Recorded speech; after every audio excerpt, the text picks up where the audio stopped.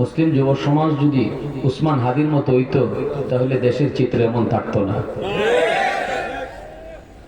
যুবক শহীদ উসমান হাদিও তোমার মতো যুবকই ছিল,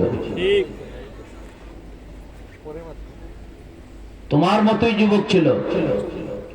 ইউনিভার্সিটিতে পড়েও সে আল্লাহকে খুশি করছে, ইউনিভার্সিটিতে পড়েও দিলের ভিতরে রসুলের প্রেম নিয়ে ঘুরছে,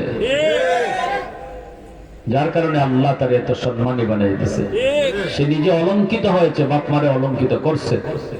আর ভুল পথে চলবা, খুনি ফয়সল হবা, নিজে কলঙ্কিত হবা, বাপ মারে কলঙ্কিত করবা। পথ তোমার সামনে দুইটাই, হয় শহীদ উসমান হাদির পথ ধরো, নয় খুনি ফয়সলের পথ ধরো।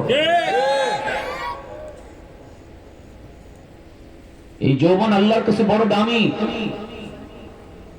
একজন যুবক খুব সহজে আল্লাহর ওলি হয়ে যায় যদি খালি যৌবন কালটারে সে কন্ট্রোল করতে পারে।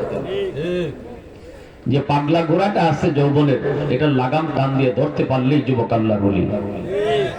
এজন্য আল্লাহ রাসূল বলেছেন, লা ওয়ারআ কাল কাফি আও কামা ক্বালা নবী আলাইহিস সালাম। রাসূল বলেন, যে মানুষটা, যে যুবক গুনার সুযোগ ছিল এরপরও গুনাহ করে না, শক্তি ছিল গায়ে তাও সে আল্লাহর ভয়ে করে না, রাসূল বলেন তোমরা জানো না সে এই বয়সেই আল্লাহর ওলির দপ্তরে নাম ওঠে।